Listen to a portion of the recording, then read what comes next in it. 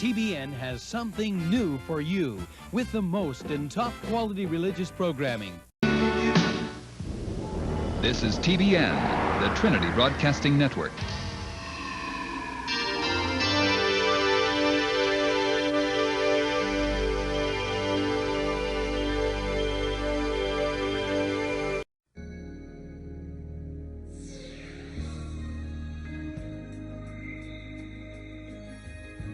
This is the Trinity Broadcasting Network.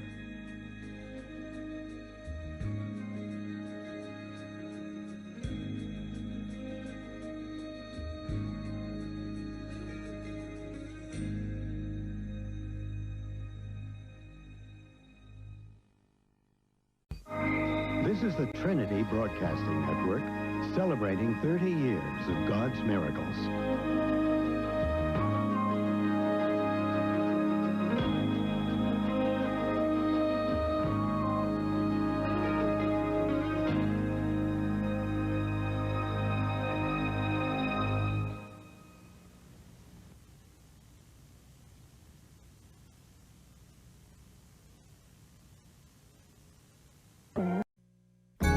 You're watching TBN, part of the Trinity Broadcasting family of networks.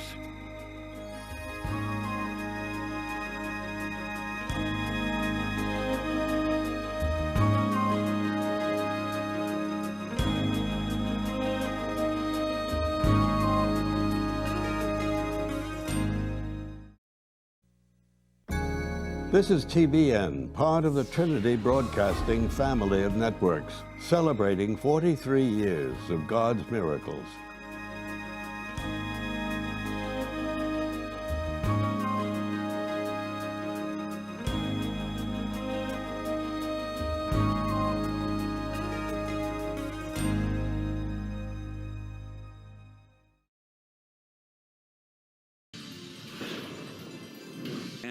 Spotlighting the state of faith in Israel, the land where Jesus walked.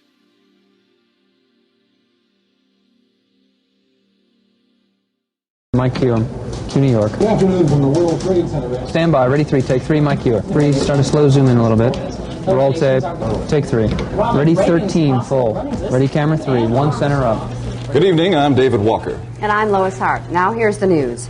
President Carter has arrived in Fort Wayne, Indiana for a brief visit with civil rights leader Vernon Jordan. Jordan is in serious but stable condition now at Parkview Hospital. He is recuperating from the gunshot wound suffered early Thursday morning. Police still have no solid lead on who attempted to murder Jordan. In New London, Connecticut, police say a man apparently upset over a family problem went on a shooting spree aboard an Amtrak train en route from Washington to Boston. A passenger and an Amtrak policeman were wounded critically. The conductor was also shot. He's reported in stable condition. To act upon one's convictions while others wait, to create a positive force in a world where cynics abound, to provide information to people when it wasn't available before, to offer those who want it a choice, for the American people whose thirst for understanding and a better life has made this venture possible, for the cable industry whose pioneering spirit caused this great step forward in communications, and for those employees of Turner Broadcasting whose total commitment to their company has brought us together today, I dedicate the news channel for America, the cable news network. CNN has confirmed that the legendary actor and director and longtime activist Sidney Poitier has died at the age of 94. Poitier became the first black male and Bahamian actor to win the Academy Award for Best Actor back in 1964 for his role in the movie Lilies of the Field. In addition to his movie roles, he was a human rights trailblazer at the height of the civil rights movement, a truly, truly great man. CNN's Sarah Seidner has a look back at his extraordinary life. Sidney Poitier was so much more than a film legend. He is revered, not just because of what he did on screen, but also because of his tremendous impact off screen as a champion of civil rights. We believe in the essential dignity of every human being. The son of a Bahamian tomato farmer, Poitier lived a life of first. The first black man to win an Oscar for Best Actor, and one of the first black people to become a true Hollywood star among the greatest of all time. We have lots and lots and lots of African American actors. Now, when we didn't have any, I appeared. Not because I brought so much, but because the time was right. But his career almost ended before it ever began. As a teenager, Poitier auditioned for the American Negro Theater, but he was quickly thrown out because he couldn't read. He was tone deaf, and he had a thick Bahamian accent. He says, you're no actor. We got next to the door, he opened it, pushed me out, and slammed it.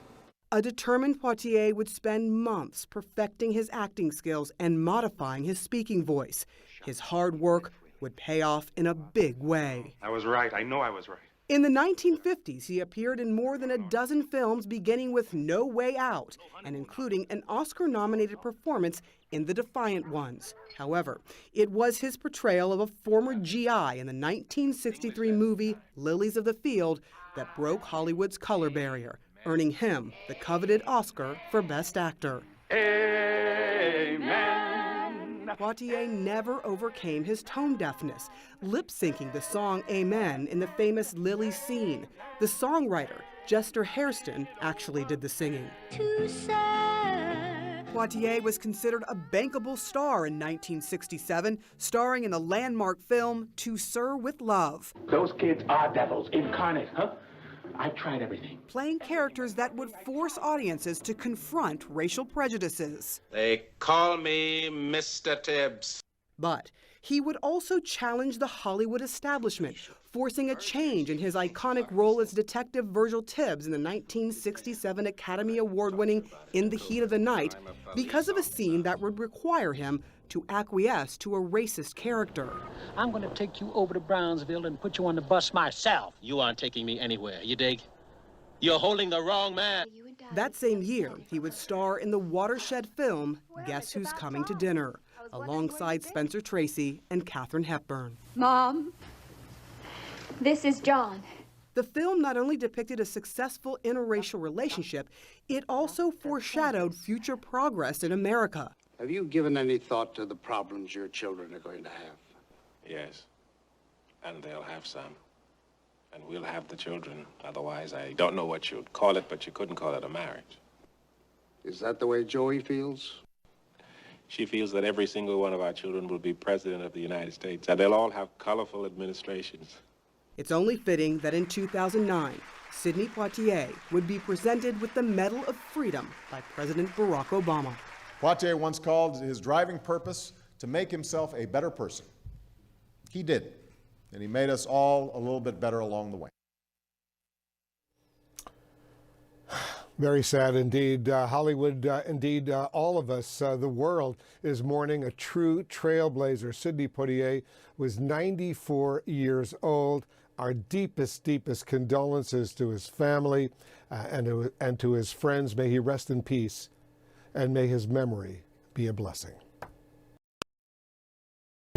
Actor Michael Landon is dead after a battle with inoperable liver and pancreatic cancer. The 54-year-old star of TV's Little House on the Prairie and Bonanza died this afternoon at his home in Malibu, California. He had been diagnosed with the disease only last April. He opted for experimental medical treatments. Landon was quoted as saying after learning of his illness, "It's not like I missed a hell of a lot. I've had a pretty good lick here." Michael Landon was 54, and we'll be back.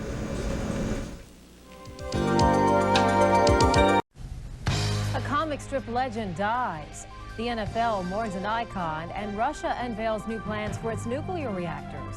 This is Headline News First Watch. Good morning, everyone. I'm Catherine Calloway, and thanks for joining us on this Sunday. Here's our top story this half hour. Peanuts creator Charles Schulz has died as his final comic strip was being delivered to homes across America. Schulz died in his sleep Saturday night at his home in Santa Rosa, California. The 77-year-old cartoonist had been battling colon cancer. Schultz brought his famous characters to life every day for nearly 50 years. His comic strip reached an estimated 355 million readers worldwide. But because of his illness, Schultz decided to retire. His contract stipulates that no one else will draw the Peanuts cartoon. United Feature Syndicate is planning to continue publishing reprints. Schultz's fellow cartoon artists say his legacy will live forever. Oh, I think he influenced a lot of comic strips. He brought a whole new attitude toward the comics that wasn't there. I did more of the traditional type of comic where people fall down and get hurt, and pratfall type of classic humor. He brought pathos and the attitudes that all real children have of rejection and failure and so forth, and he somehow made them funny. Now, the last original Peanut strip appears in papers today with a goodbye letter from Schultz. In it, he announces his retirement and says, Charlie Brown, Snoopy, Linus, Lucy, how can I ever forget them? Step into the past with the History Channel. Travel back for the week's big event on History Sunday. Spend the finest hours of your evenings with Movies in Time. Or journey through the tunnels of time with the best documentaries that history has to offer on History Alive. For all of history, all in one place. Call your cable company and ask them to carry the History Channel.